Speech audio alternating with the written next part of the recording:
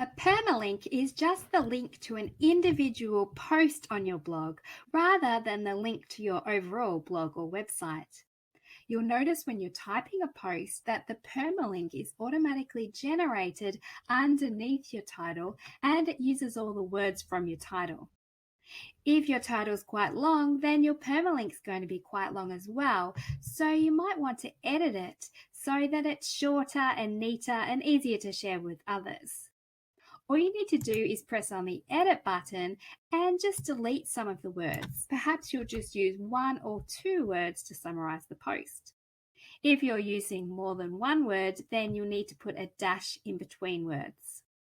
When you're done editing, you just press OK and it will automatically update. It's also important to note that you shouldn't edit your permalinks after you've published posts. Otherwise, you'll run into problems with people not being able to access your posts anymore.